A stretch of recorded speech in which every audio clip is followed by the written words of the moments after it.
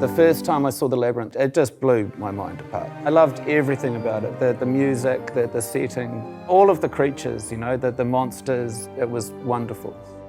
I'd never seen something that was so immersive. It was a world that was fully painted into all the corners of the frame.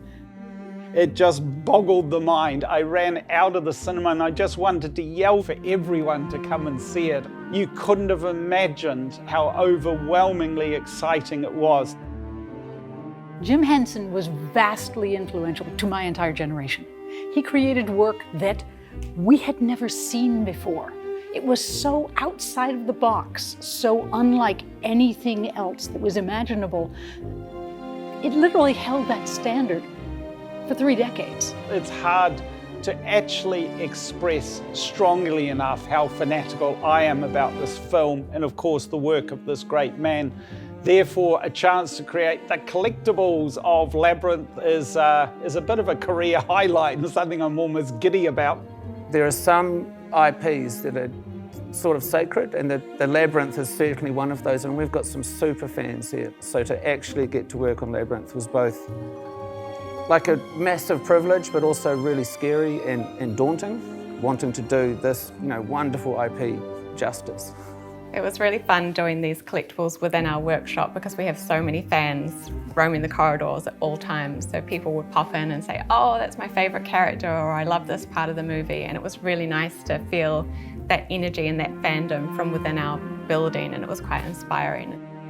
When you come to sculpt collectibles of the quintessential characters, it makes for a very fun and interesting debate. So Didymus and Ambrosius, of course, came out pretty high up on the list.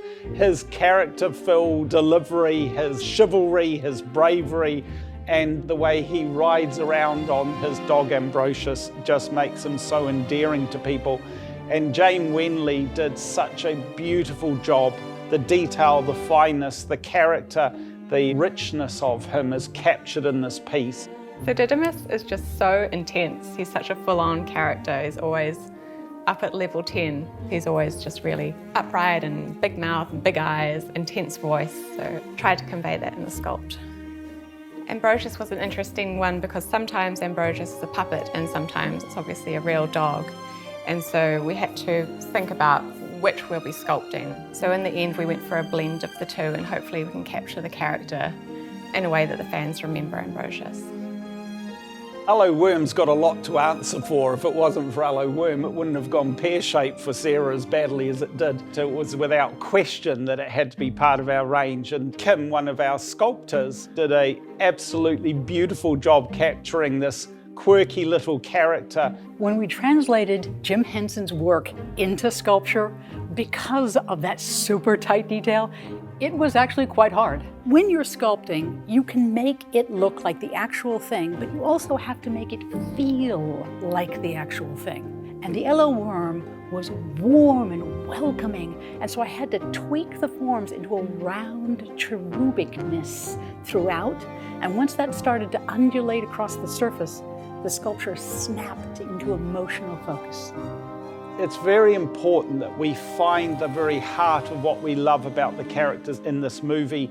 And I feel confident that the time, the effort, the design, the conversations, the debate, the sculpting endeavor that has been poured into these beautiful collectibles will be respected by the fans of this film and hopefully enjoyed for years and years to come.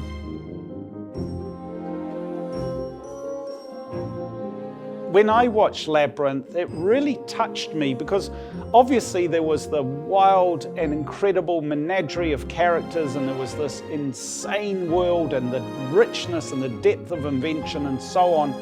But it was really the underlying point that Jim Henson was sharing with our audience, that there's a little bit of Sarah in all of us, and it's okay to get lost in your own fantasies, and it's great to have a wild and wonderful imagination, but just stay connected to the things that are real and the things that are important, and they can exist in harmony together and make your life far richer than if you didn't have it at all.